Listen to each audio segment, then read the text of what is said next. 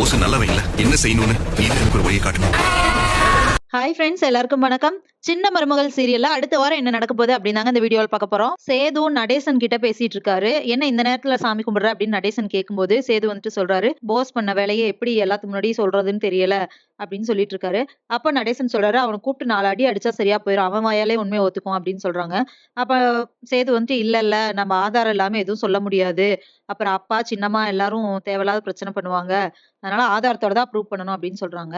பார்க்கலாம், இதுக்கு ஒரு முடிவு கிடைக்கும், அதுக்கு தான் நான் சாமி கும்பிட்டுட்டு இருக்கேன் அப்படின்னு சேது சொல்றாரு. அப்புறம் நடேசனும் சரி அங்க போய் பார்க்கலாம் என்ன நடக்குதுன்னு அப்படின்னு சொல்லிட்டு போயிடுறாரு. இதுக்கிடையில வந்துட்டு சேது நான் ரூமுக்கு போயிட்டு நான் கிளம்புறேன் அப்படின்னு சொல்றாரு. இத வந்து ஐஸ்வர்யா வந்து இவங்க 2 பேர் பேசிட்டு இருந்ததை பாத்துடுறாங்க. அவங்க போயிட்டு சித்ரா கிட்ட இத சொல்றாங்க.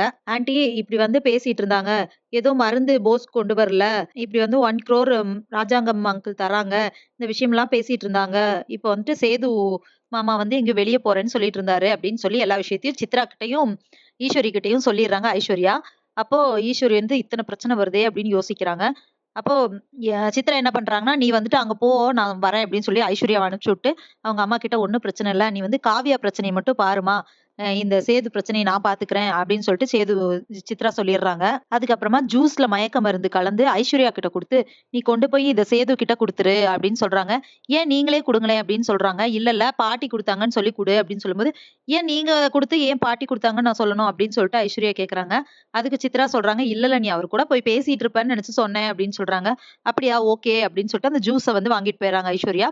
வாங்கிட்டு போய் சேது கிட்ட குடுக்குறாங்க. சேதுவும் வந்துட்டு பாட்டி குடுத்தாங்கன்னு சொல்லவுமே வாங்கி குடிச்சிடுறாரு. சரி நான் போயிட்டு வரேன் அப்படின்னு சொல்லிட்டு ஐஸ்வர்யா போயிடுறாங்க. அவங்க போய் கொஞ்ச நேரத்திலே சேதுவுக்கு வந்துட்டு தலை சுத்துது.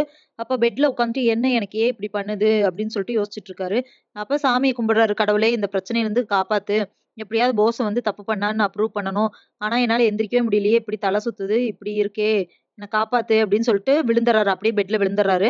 அப்புறம் சித்ரா பார்த்துட்டு யாரா இருந்தாலும் நாளைக்கு வரைக்கும் சேதுவ பத்தி கேட்டாங்கன்னா, அவன் வந்துட்டு குடிச்சிட்டு மட்டையாயிட்டான் அப்படின்னு சொல்லி சமாளிச்சிட வேண்டியதான். இனிமே அவன் எங்கேயும் போ முடியாதுல்ல அப்படின்னு சொல்றாங்க. அப்போ சாமி வந்து வர்றாங்க. சேது வந்து யோசிச்சுட்டே இருக்காரு இல்லையா, கடவுளே வந்து காப்பாத்து அப்படின்னு சொல்லிட்டு. அப்ப அவங்க கும்பிடுற சாமி வந்துட்டு வந்து அவர எழுப்புற மாதிரி அவர இது பண்ணுது.